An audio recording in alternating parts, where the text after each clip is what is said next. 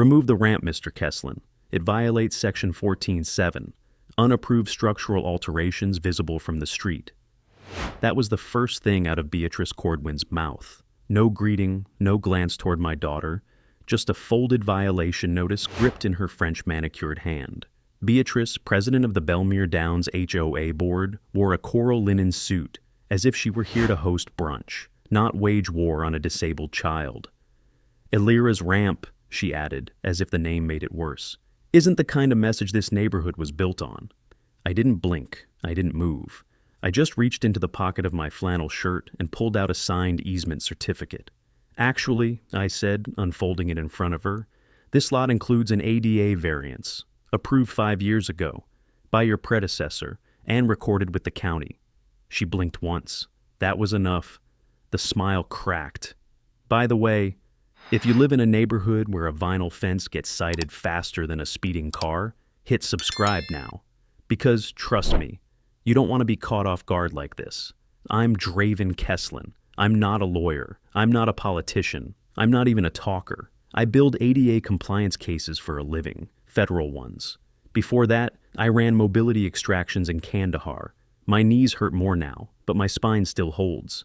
The ramp Beatrice just called unapproved was built by me and my daughter, Elira, over 3 weekends. We sanded it, stained it, engraved her mother's favorite quote on the side slats. What you build with love becomes legacy. My late wife Lyra picked that out before her second surgery. Elira was 5, now she's 10, and that ramp is how she gets to school, therapy, and freedom without waiting for someone to lift her. Beatrice didn't see any of that. All she saw was indigo wood and wheelchair tracks. She held up the violation like it was scripture. Regardless of past variances, the board voted last week to reassert visual conformity rules. You'll receive fines starting Friday. Elira can't walk, Beatrice. I understand, she said, in a voice that meant the opposite. But the board also has to think about overall cohesion. We can't bend every rule just because someone has a situation. A situation. Elira had drawn flowers in sidewalk chalk beside that ramp last week. She called them land blooms and colored them in bursts of violet and teal. Beatrice had walked over them with her Louboutin heels, never once looking down. My hands didn't shake, not yet, but I felt the heat hit my jawline. You're going to fine a 10-year-old girl for using a ramp to access her own house? She didn't flinch. You're responsible for property modifications, not your child. If the design had matched natural wood tones and remained below visual grade, we wouldn't be here. I stepped forward, slow, flat-footed on the concrete. If this notice turns into a lien, I want you to remember this moment, because I won't forget it. She smiled again, sharper now. That's your right. And then she left. Just like that. Shoes clicking on the path Elira used every morning in her wheelchair. I stood there a long time after she disappeared. Long enough that the sprinkler 2 houses down sputtered to life and soaked my boots. I didn't care. The notice crumpled in my fist. My back hurt. Same spot that took shrapnel in 2009. But I didn't move. Because this wasn't about wood tones or bylaws. This was about who gets to belong and who doesn't. And Beatrice Cordwin had just told my daughter she didn't. That was her first mistake. The next one would come with a federal badge. And she'd never see it coming. 2 days later, Elira found out she wasn't invited to the Belmere Kids Spring Art Fair. She'd been sketching a design for weeks, flowers blooming out of broken bricks, with vines curling into perfect symmetry. She'd planned every color, even asked me to buy the big Prismacolor set on Amazon. She wanted to draw it live, from her wheelchair, on the sidewalk panel right in front of the clubhouse. That morning, she sat with her tablet in her lap, eyes flicking between emails. Her teacher had forwarded the HOA's announcement. Due to spatial restrictions and safety concerns, we regret that mobility devices cannot be accommodated in the designated art space this year. No names, no direct bans, but it was meant for her. Maybe it's a mistake, she said quietly. Maybe they just don't know my wheels only need a few feet. I didn't answer. I just read the message 3 times, checking sender info, CC lines, looking for even a hint of a legitimate safety reason. There was none, just spatial concern. She shut the tablet, scooted herself away from the breakfast table, and rolled back into her room without another word. I stood there, frozen mid-pour with orange juice halfway to a glass. The clubhouse courtyard wasn't tight on space. I'd been there for board meetings, wide walkways, open pavement. The same patio they used for chili cook-offs and yoga groups on Thursdays. If they could fit yoga mats, they could fit Alera's wheelchair. So, I drove over. Beatrice was there, of course, standing beside a stack of folding tables, clipboard in hand, directing 2 volunteers. She wore a sun hat with a bow and a smile that looked freshly painted on. I walked straight up. Why was Alera excluded from the art fair? Beatrice didn't even look startled. Oh, hello again, Mr. Kesslin. It's not exclusion. The board just decided to limit participation to low-impact displays this year. Wheelchairs can be a tripping hazard when aisles get tight. I looked around the space. There were 20 feet between each row, wide enough for golf carts. She uses a power chair with a 0-turn radius. It's no different than a stroller. Beatrice's smile stayed tight. It's not personal. These events require risk management considerations. Then let me see the liability clause you're referencing, and the insurance rider that forbids mobility aids on HOA grounds. Her mouth twitched. I'll ask legal to forward you the relevant section, she said. We both knew there wasn't one. She turned and walked away again, toward the volunteer table. A deliberate dismissal. Not loud, not public, but deliberate. A neighbor stood nearby, holding a box of art supplies. Her name was Glenna. She glanced between us and looked down quickly, like she'd heard everything, but didn't want to be seen reacting. That's when I knew Beatrice wasn't just violating boundaries. She was teaching the neighborhood to look away. I went home and printed the event notice, highlighted the key lines. I sent a formal challenge to the board, citing ADA Title III. Public events hosted on shared access property cannot exclude participants based on mobility. Beatrice responded within the hour. Belmere Downs events are board-sponsored and not public accommodations. The ADA does not apply. Thank you for your concern. I sent a second reply. This one cited the community development block Grant Belmere Downs had accepted 2 years ago, money used to install a learning garden in the clubhouse lot. Federal funds, federal oversight. I attached the grant filing from HUD's website. No reply came back. That evening, Alera didn't draw. She sat on the edge of her bed, staring at the blank page. I don't want to make people trip, she said. My hands clenched. You're not the hazard, Elle. You're the reason this place still has any color in it at all. She didn't answer. I stepped out onto the porch, looked out across the street. The wind blew gently through the oak trees. Down the block, someone was painting their mailbox. Across the road, a boy shot hoops on a lowered rim. The neighborhood moved on, blissfully detached. And that's when I realized Beatrice's war wasn't against me. It wasn't even against Alera. It was against anyone who couldn't fit her idea of control. This wasn't about ramps anymore. It was about presence and erasure. And she had just made that choice visible to every neighbor within earshot. That was her second mistake. And I was already thinking about what her third one would cost her. The first time I saw Nolan Fenn hesitate, it was so quick I nearly missed it. He was stacking HOA newsletters into a cheap wire rack in the lobby of the clubhouse, right beside the bulletin board with all the violation notices neatly arranged like trophies. The top notice in the rack was the Spring Art Fair recap. A beautiful celebration of young talent, it read, above a photo of 3 kids holding up canvas panels. Alera wasn't in it. I walked in just as he placed the last copy down. He glanced up, adjusted his glasses. Mr. Kesslin. Board meeting at 5 still? I asked. He nodded. Same room. Light refreshments, apparently. His voice was soft, almost apologetic. But that wasn't what caught me. It was the flicker. The tiny pause when he saw me looking at the newsletter stack. His hand hovered over the last one for just a moment too long, like he knew what was missing from the page. I nodded and moved on, but something stayed with me. Nolan Fenn wasn't like the others on the board. He was older, slower, deliberate in speech. He never raised his voice. I'd seen him at every meeting, usually scribbling with a fountain pen, never interrupting, always voting last. The kind of man who left no trace, unless you knew where to look. At 4:58, I took my seat at the back of the meeting room.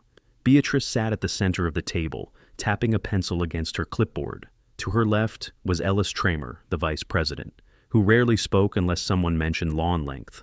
To her right, Nolan, posture straight, pen uncapped, face unreadable. The meeting started like all the others: budget updates, pest control invoices, and a motion to restrict sidewalk chalk to non-fluorescent colors. That one passed without discussion. Then Beatrice cleared her throat. Item 7, unresolved violations. 1 pending ramp citation for Lot 19. Non-compliant visual obstruction. I raised my hand. Beatrice gave me the faintest nod. Mr. Kesslin, you have 2 minutes. I'm invoking ADA Title II, as this community has accepted federal development funds and operates a publicly accessible educational program. The ramp is a required accommodation. Any enforcement against it violates federal law. Beatrice didn't blink. You've mentioned this before. The HOA maintains that our facilities are private and not subject to those statutes. I turned toward Nolan. Mr. Fenn, as board treasurer, you signed off on the grant. You're aware it places us under federal accessibility review, correct? For a moment, silence. Then Nolan spoke, voice even. The board applied for the grant under a shared civic enrichment category. There was no expressed intent to convert facilities into public accommodations. But the acceptance of funds does, I said. Intent isn't the measure, access is. He didn't argue, he didn't confirm, just looked down and adjusted his pen. Beatrice jumped in. Regardless, we're proceeding. Motion to reaffirm the violation and assess daily fines retroactive to March 12th. Ellis seconded it. Nolan hesitated. Beatrice looked at him. Treasurer? I abstain, he said. That was new. He'd never abstained before. Beatrice looked visibly irritated, but moved on. Motion passes. Notice will be served. I stood up and walked out without another word. That night, I found an envelope tucked under my doormat. No return name. Just my address in block handwriting. Inside were 3 printed emails, all from Beatrice, all about Elira. I read each one twice. Then again, slower. In the first, she referred to Elira's ramp as a growing visual distraction that could undermine uniformity if other families exploit similar sympathy optics. The second email advised the board to maintain procedural distance while escalating pressure, so the family naturally concedes before legal clarification is necessary. The third was short, 4 words. He'll break before June. It was dated 3 weeks ago. The timestamp matched the day after Elira stopped using the ramp. I sat down at my kitchen table. Elira was asleep upstairs. I placed the pages side by side like evidence at a hearing. My fingers rested on the last one. Whoever left this wanted me to see what kind of war I was in. And I had a feeling I knew who. Nolan didn't speak, but Nolan blinked. And in a place like Belmere Downs, that was louder than a shout. The citation came by certified mail the next morning. The envelope was thick, 4 pages of formal language, 3 attached photos, and a signature line from Beatrice Cordwin herself. A cover letter explained the board's final determination of non-compliance, followed by a breakdown of fines. $50 per day, retroactive to March 12th. $1,350 due immediately. Future non-compliance would trigger lien proceedings.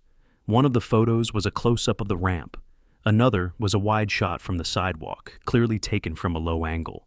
The third was zoomed in on the engraving Elira and I had carved together. They had tried to blur the words in the printout, but I knew the shape of the letters. I could still see legacy. I placed the envelope on the table, didn't touch it again. At 10:30 a.m., a white SUV with no logo slowed down in front of our house. The driver snapped a photo through the passenger window, then another, then kept going. At 2:00 p.m., a landscaping crew working 2 houses down stopped trimming for 15 minutes, while one of them took out his phone and pointed it at the ramp. By dusk, 3 different neighbors had walked their dogs past my driveway, each pausing just long enough to glance up at the porch, then down at the woodwork. They weren't gawking, they were inspecting. Like I was a public exhibit. I didn't tell Elira about the letter. She had an online class that afternoon, environmental art history. She wore her sunflower headphones and tapped her stylus against the tablet in a rhythm I'd learned meant she was focused. When she finished, she asked if I'd help her upload a digital scan. I did. Then closed the door quietly behind her and went back to the table. Beatrice was testing me now, not just with words, with tactics.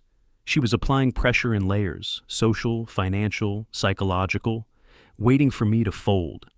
She'd chosen the retroactive date carefully, too. March 12th was the week of the art fair notice. The week Elira first came home and said she didn't want to be noticed anymore.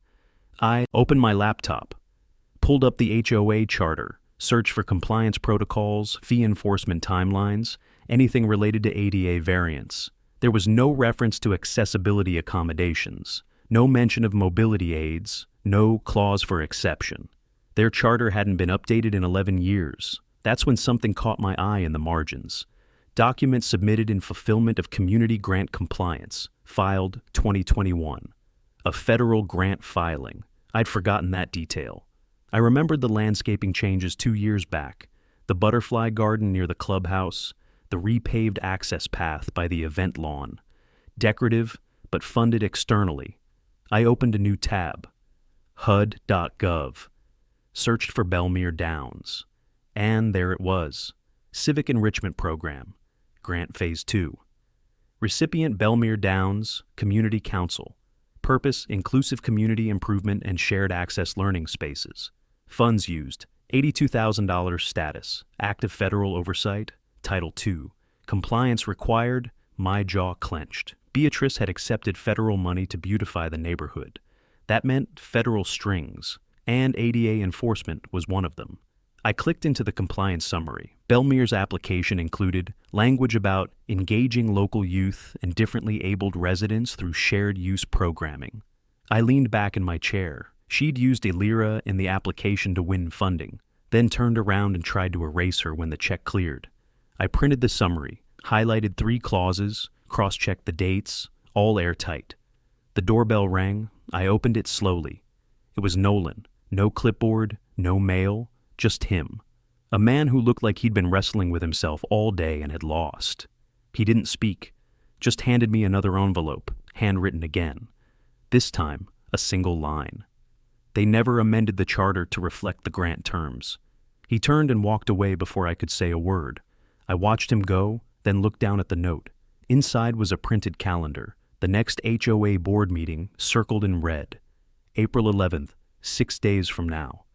They were planning something, or trying to finalize the fines before I moved. Either way, the war wasn't coming anymore. It was already here. And I had just found my first legal weapon. The HOA didn't wait for the meeting. At 8:03 the next morning, a white sedan pulled up to the curb. 2 men in tucked polos stepped out. One held a clipboard. The other had a small handheld device clipped to his belt. Laser measuring tool. Neither looked toward the house. They walked straight to the ramp. I opened the door just as the one with the clipboard snapped a photo from the base. "You're trespassing," I said. They turned. The taller one raised a palm, like that would excuse everything. HOA Assessment Team, authorized under Resolution 22B. We're documenting non-compliant structures. This structure, I said, stepping onto the porch, is registered under a previously approved ADA variance. You're not here under any legal authority. He checked the clipboard. We were told the variance had lapsed with the updated guidelines. By whom? No answer, just a shoulder shrug and a muttered, "We'll confirm." I stepped off the porch, slowly. "Step off my property, now." The one with the camera hesitated, then turned and walked back toward the sedan. They didn't speak as they left. The tires chirped on the pavement. 10 minutes later, I had their license plate logged, photos of their faces saved, and a time-stamped video clip archived. I wasn't just documenting anymore. I was building. They were trying to turn perception into evidence, collect enough stage photos to justify a lien, or worse, a forced removal order. They didn't care about code. They cared about control, the kind of control that only works if no one fights back. So, I started assembling the folder. Item 1, the Federal Grant Compliance Record from HUD. Item 2, the HOA Charter with no post-grant amendments. Item 3, Nolan's internal memo, unsigned but credible. Item 4, the photo log from my home security cameras with metadata. I wasn't going to court, I was going higher. At noon, I placed a call to a number I hadn't dialed in 4 years. It rang twice. ADA Compliance Oversight Division. This is Richter. It's Draven Kesslin. A pause. Holy hell. I thought you were teaching now. I took the consultancy rotation. I've got a case. Ongoing discrimination, federally funded property, clear Title II exposure. I need a review initiated. You have documentation? 2 folders full. Another pause. Longer. Then, all right, shoot me everything. You still using the FedCloud node? Same account. I'll encrypt and send within the hour. Good. You want quiet or you want teeth? Teeth. Understood. I hung up, uploaded everything, added a short brief, 6 pages. No speculation, no opinions. Just timelines, photos, and language pulled directly from the HUD application. While the files uploaded, I stood at the window and watched the street. Beatrice had underestimated 2 things. First, she thought silence meant surrender, that the more she isolated Elira, the faster I'd cave. She didn't know how stillness worked for men like me. Stillness wasn't the absence of movement. It was calculation. Second, she thought this neighborhood was hers, that Belmere Downs would bend to whoever controlled the newsletter. But every ruler forgets something eventually. She forgot the map. And this one was drawn in federal lines. The upload finished. I encrypted it with a private key only Richter would recognize. Same one we used in a 2017 accessibility case in Dallas. Then I sent it. The confirmation pinged seconds later. Review scheduled. Assigned audit reference code. Site review pending. Outside, a squirrel darted across the porch railing. A breeze lifted the corner of the violation. Notice still taped to the mailbox. I left it there. Let them think I hadn't noticed. At dinner, Elira asked if the ramp was going to stay. I looked her in the eye. Yes. How do you know? I thought for a moment. Not about the documents, or the phone call, or the audit that was now barreling toward this place like a quiet, sharp blade. I made a promise, I said, and I've never broken one. She smiled. Just a little. After she went to bed, I opened a new folder on my drive, labeled it Operation Cord Win, and beneath that, a note. Audit begins upon contact. Final phase requires presence. Assemble team. The HOA thought they were playing pressure games. They didn't realize I knew how to end sieges. Elira didn't use the ramp the next morning. She waited in her chair at the base of the porch, wheels angled toward the grass. The door was already open, sunlight pooling across the threshold, but she just sat there, quiet. Her school bag was strapped to the back of the chair, pencils clicking softly as the wind nudged them. I walked out, coffee in hand. Want help? She shook her head. I waited. After a long pause, she turned the chair sharply and cut across the lawn. The motor whined slightly on the incline. Her front casters snagged in a dip near the irrigation box, and the whole chair jerked sideways. She caught herself before tipping, braced with one arm on the wheel, one hand gripping the armrest tight enough that her knuckles went pale. Still, she didn't call out. She made it to the sidewalk by herself. Didn't look back. I stood there for a while, longer than I should have. My coffee went cold. A man 2 houses down waved from his driveway. I didn't wave back. That moment, watching Elira dodge her own ramp like it had become radioactive, etched itself in deeper than any letter or fine. That was the turn, not just for her, for me. The psychological part of this war was working. I'd built battle plans for worse, back in the teams. But there's something about watching your child avoid the very thing you made to help them. Something that cuts through the tactical and lands straight in the moral. I went inside, opened the file drawer in the hall, and pulled out the last untouched envelope I'd kept sealed since Lyra's funeral. Inside were copies of her letters to the Belmere board from years back when we first moved in and tried to get a variance approved for a side gate so Elira's therapy bus could park closer to the door. They denied that too, said the side fence had to remain visually symmetrical with adjacent lots. Lyra had fought it with grace and calm logic. The board had buried her request under a 6-month delay, then a procedural vote.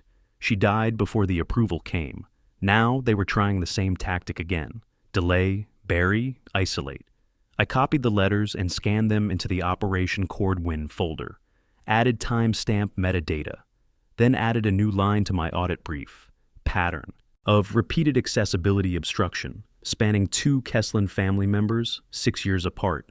The phone buzzed at 11:17 a.m. It was Richter. Site visit authorized, he said. Confirmed for April 11th. You'll have observers on location. 2 from oversight, One from the compliance division. You requested presence? I did. He hesitated. You want any of the old crew? If they're local and still cleared. They're cleared. I'll pull names. I want 8, no more, no less. Another pause, then a chuckle. Always the dramatist. Just give me the list. He did. I recognized all 8. 7 had served with me in Kandahar, Baghdad, or the southern corridors. The 8th was new, part of an urban mobility enforcement unit out of D.C. But the resume was solid. Better still, the presence was civilian now. Every one of them worked in ADA enforcement, architecture consulting, or civil rights litigation. None of them needed a badge. They'd carry weight just by sitting down. I opened a new document and began prepping the exhibits for the April 11th meeting. Each violation, each quote, every time-stamped image, cross-indexed with the federal grant timeline and Beatrice's internal emails. Then I got up, walked outside, and sat on the top step of the porch. The wind was gentler now. A few birds hopped along the gutter. The ramp sat untouched, catching specks of sunlight through the maple trees overhead. It wasn't broken, it wasn't unsafe, it wasn't even visible unless you stopped to look. But Beatrice had declared war on it anyway. Not because of what it was, but because of who used it. She hadn't counted on that who having a father, or that father still having brothers. And she sure as hell hadn't counted on those brothers all still answering when I called. I looked out across the street and imagined her face when they walked in. I let myself smile, just once. Then I went back inside and started writing the witness order of presentation. The next envelope came without a stamp. No return address, no seal. Just a single fold slipped between the slats of our front door like it belonged there. I found it at dusk, right after Elira had gone to bed. The porch light flickered as I picked it up. No handwriting, no mark, just weightless paper and silence behind it. Inside was a printed copy of the HOA's internal meeting agenda for April 11th. Item 5, discussion and vote, escalation of lien enforcement for Lot 19. Item 6, board counsel. Introduction. Attorney Victoria Rell, HOA legal advisor, present for confirmation. Item 7, private board vote, executive session. Community code revision, structural conformity updates. Private session, no homeowner input, no review window. They weren't planning to listen. They were planning to remove the ramp with a vote and stamp it with legal ink afterward. They were going to call it updated language and pretend it had always been there. Then let the lien do the rest. But the real detail wasn't in the agenda. It was in the footnote, printed smaller than the rest. Meeting format adjusted. Attendee limit reduced due to fire code occupancy. Only board, council, and confirmed observers allowed. They were closing the room, trying to make sure no one else could see what was coming. They had learned from the last confrontation, when I challenged Beatrice in front of half a dozen volunteers. She didn't want that again. She wanted silence, sealed doors, a clean vote sheet, and a file they could hide behind when the audit dropped. I didn't wait. I walked 3 blocks to Nolan Fenn's house. He answered after one knock. Same cardigan, same tired eyes. No words at first, just a breath through the nose and a quiet nod. I need to know, I said. Did you put that envelope at my door? He didn't answer, but he didn't look surprised either. I need you to speak at the meeting, I said. On record, confirm the grant, confirm they never updated the charter. I know you didn't sign that revision yourself. He swallowed hard. I'm the treasurer, not a whistleblower. You're both, whether you want to be or not. He stepped outside, closed the door behind him. We stood in the yard under a flickering lamppost, surrounded by trimmed hedges and quiet houses where nothing ever happened unless it was committee approved. I served, he said suddenly. I looked at him. 1974, Coast Guard, Ice Patrol. I didn't see combat, didn't do much at all, really. But I remember rules, the kind of rules that protect people. You're being asked to forget them, I said. He nodded. And I haven't. That was all I needed. I have observers coming, I told him. 3 federal, 5 civilian, all credentialed. The room won't be empty. He took that in without flinching. They'll be watching you, not her. I nodded. That's the point. He looked down, then back up. You want me to read the grant into the record? Yes. Confirm the match to the application. confirmed that no accessibility provision was ever added afterward. "I still have the filing folder," he said. "The original. Bring it." He didn't hesitate this time. "Be careful," he said quietly. "She's backed into a corner now. That's when people like Beatrice start using the bylaws like a knife." I almost smiled. "Let her bring hers," I said. "I'll bring steel." We parted without shaking hands. It didn't need it. I walked home under the same streetlight, listening to the creak of the wind across the metal sign at the corner. The neighborhood was quiet, obedient, settled into its rhythm of curated perfection, but something was shifting under the surface now. Nolan had blinked, then stepped forward. That meant the board wasn't unanimous. And when one domino moves, the rest watch. April 11th wasn't going to be a vote. It was going to be a reckoning. And for the first time, Beatrice wouldn't be able to control who sat at the table, or who watched her finally lose her grip. By Tuesday morning, the ramp had been measured 4 more times. 3 different people, 3 different cameras. One of them crouched in the flower bed without asking, angling his phone up like he was trying to catch something hidden beneath the slats. I opened the door mid-click. He flinched, muttered about being on assignment, then power-walked back to a beige sedan with a missing hubcap. I didn't stop him. I wanted the pattern documented, wanted the harassment to look like what it was, coordinated theater for a fake paper trail. That same afternoon, I finalized the exhibits. 24 pieces, printed and sealed. Each one stamped with a case reference number from the ADA Civil Rights Division. Each one backed with federal grant language, date-matched community maps, time-stamped photos. Exhibit A. The original grant filing listing, inclusive accessibility paths and youth programming. Exhibit B. The HOA charter as last filed with the state. No ADA language, no amended structural code post-grant. Exhibit C. Beatrice's internal email. He'll break before June. Exhibit D. The lien threat with retroactive fine schedule, violating reasonable accommodation doctrine. And on it went. I didn't sleep much that night, not out of worry, out of readiness. My brain ran loops, tightening bolts, no weak points, no missed steps. By 3 a.m., I had the presentation mapped. By 5 I'd memorized every statute I intended to cite. At 6 a.m., I called Richter. "They'll be there," he confirmed. "All 8. The 3 federal observers will sit back row, off to the left. Civilian ADA reps on the right." "They know the optics?" I asked. "They know. No uniforms. All credentials. You're not bringing muscle. You're bringing enforcement." "Good." He paused. "You sure about this, Draven?" "I wasn't until Elira stopped using the ramp," I said. "Now I am." At 8 I got the final list of observers. 7 names I knew like blood. 1 I didn't, but that one, Kareem Vondrel, was former Air Force OSI turned ADA litigation consultant. Richter had handpicked him for his record in cases involving HOA overreach.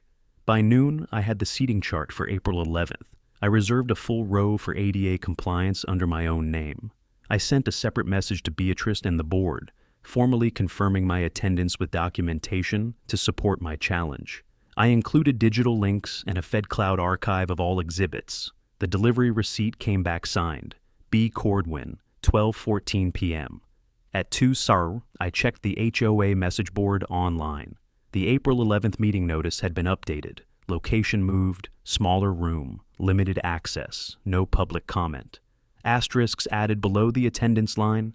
Only credentialed observers may attend. No video recording allowed. They were still trying to shrink the room. But I wasn't walking in alone. That evening, I cleaned the ramp, wiped down the railings, washed the slats, removed a stray acorn wedged between boards. I ran my palm over the engraving. "What you build with love becomes legacy."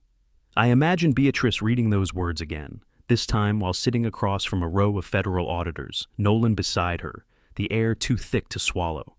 And I realized something. The ramp wasn't the point anymore. It was the evidence, the symbol, the line. Elira came outside just before sunset. She rolled beside me, quiet at first. "I saw someone take a picture again," she said. "I know," I replied.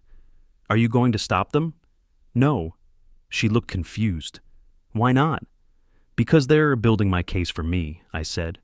Every time they try to make us feel small, they make the truth louder. She looked at the ramp. Is it going to stay? It's going to outlive them. She smiled, this time with her eyes too. I went back inside and opened a fresh envelope, typed the final copy of my statement, saved it twice, printed 3 versions.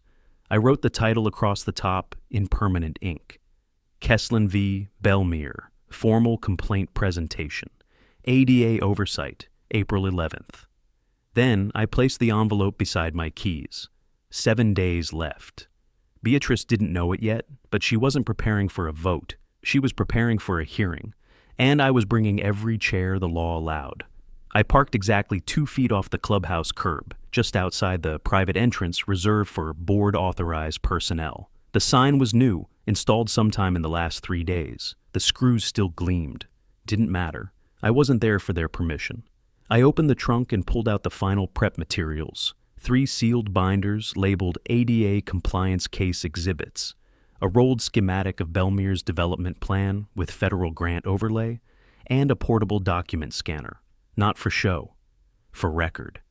Inside the clubhouse, the air smelled like over-polished tile and old coffee filters. The lobby was empty except for Ellis Tramer, the HOA vice president, who stood near the front desk flipping through a packet of agenda papers. He saw me, blinked, then immediately busied himself with his watch. I said nothing.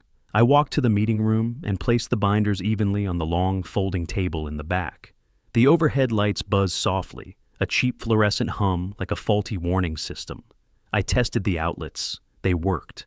By 4:15, 3 of the civilian observers had arrived. They didn't speak much, just nodded and took their seats, notebooks closed, hands still. One wore a button-down with a faint outline of an old military patch near the shoulder. Another carried a laptop with an ADA seal on the back. All of them sat with a posture that said, "We're here to see, not be seen." At 4:32, Nolan Fenn walked in.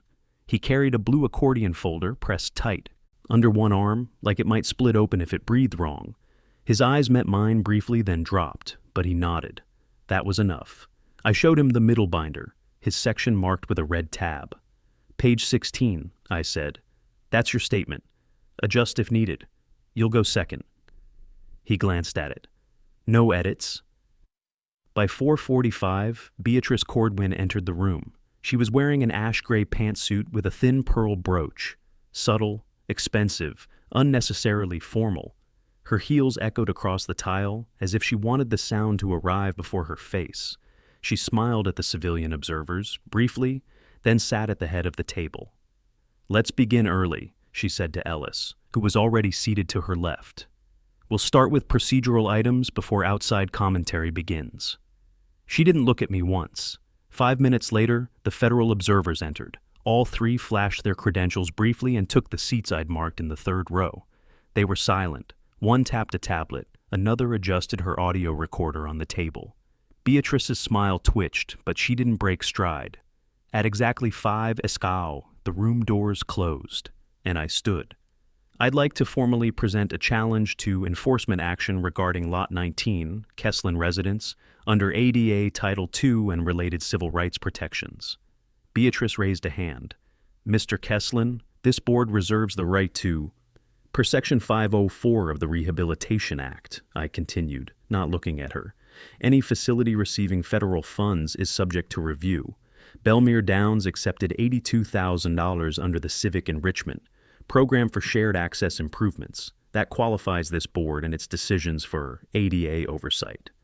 Ellis glanced sideways, suddenly unsure. Beatrice's voice sharpened. "We have already stated the funds were for landscaping and non-infrastructure beautification." I stepped to the binder. "Exhibit B, your grant filing. Quote, funds will support accessible learning gardens and ADA-compliant mobility enhancements for community youth." Nolan opened his folder, spoke, flat and clear. "I signed that filing. We never amended the charter. The board never submitted compliance documentation, and no ADA expert was consulted post-disbursement." Beatrice stared at him like he'd just changed languages. "I have copies of our minutes," he said. "You'll find no record of modification or vote." The room went still. I placed a second document in front of the observers.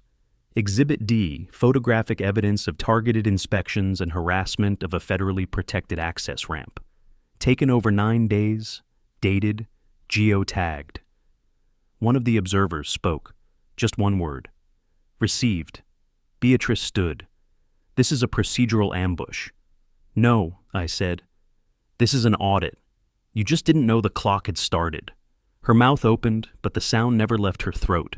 I looked around the room, saw it click, one face at a time. They weren't at a board meeting anymore. They were at a hearing, and she had just lost control of it. Beatrice didn't sit down. She stood at the head of the table like a statue daring the storm to blink. Her fingertips curled around the back of the folding chair, as if the aluminum frame gave her authority.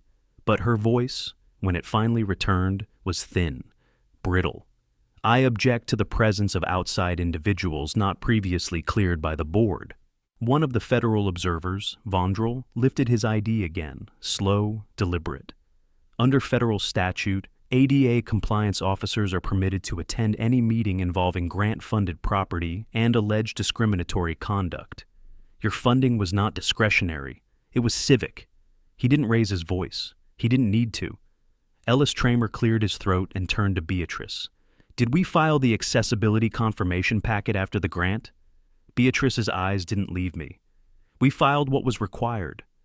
But did we file the ADA compliance certificate? Ellis asked again. No. A breath of silence passed. Not gasps, just air-changing direction. Nolan spoke next. And we voted on no revisions after the grant. I've checked every minute from the past 3 years. The ramp Mr. Kesslin built would have been protected under federal scope. The fines we approved were out of bounds. Beatrice snapped, You never said anything during those votes. I abstained, Nolan said, and I preserved the emails because I knew one day this would come back. She laughed, dry, humorless. And you pick now to grow a spine? I pick now to stop watching you lie. The room went silent again. I unrolled the schematic. Final piece, I said. Belmere's development plan with grant overlay. You'll see the clubhouse, art garden, and Elira's ramp all fall within the area, defined as civic improvement space.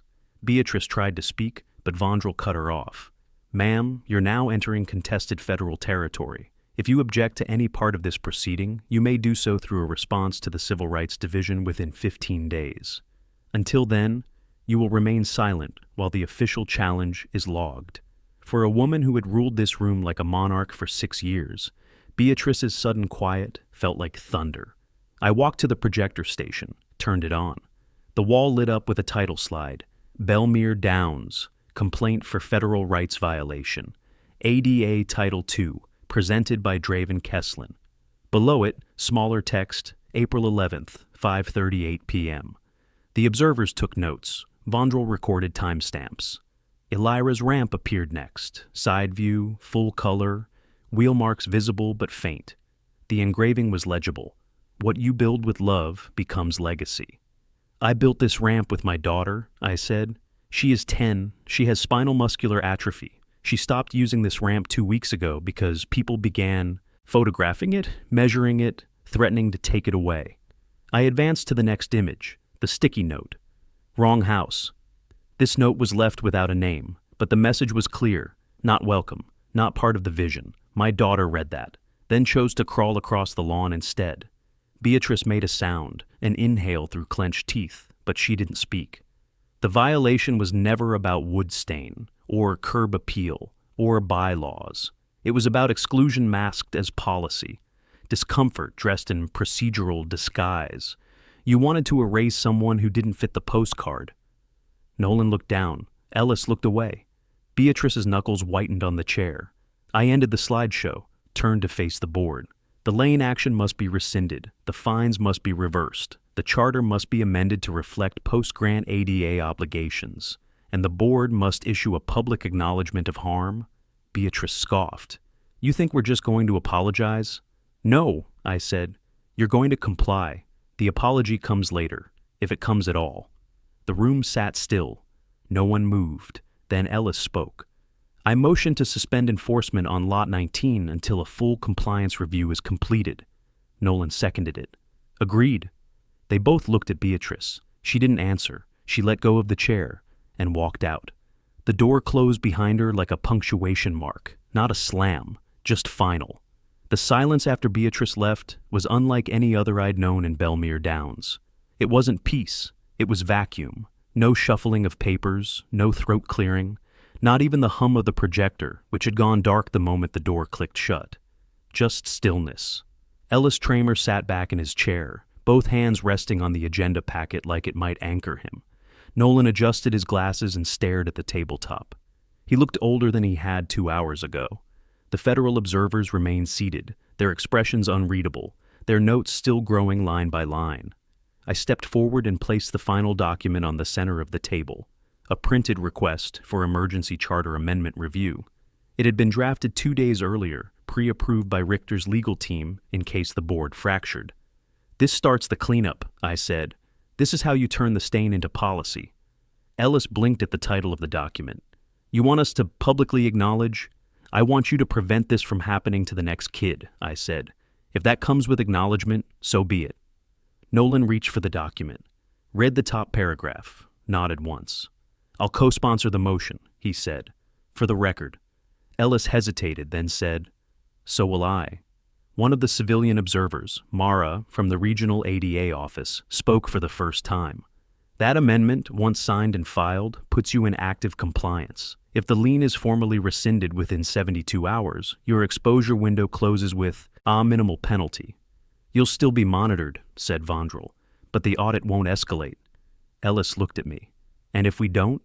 Then Richter's team will initiate a class action risk file," I said. "You'll be facing a federal complaint, not a homeowner challenge." He swallowed hard. "Understood." The meeting moved forward slowly after that. Paperwork passed from hand to hand. Signatures gathered. No one said Beatrice's name. No one needed to. By the time we adjourned, the sun had dropped low enough to cast long shadows across the meeting room floor. I packed my binders methodically, not rushing. The observers left in silence. Nolan lingered by the door. "I should have spoken up sooner," he said. "You spoke when it mattered." He nodded, then turned to leave. But before he stepped out, he paused and looked back at the table. "She built something permanent," he said. "Your daughter. That ramp isn't just wood anymore." "She knew that before I did," I said. Outside, the clubhouse lawn looked the same, trimmed, symmetrical, false. But something in the air had shifted, like a lid had been lifted off a pressure valve.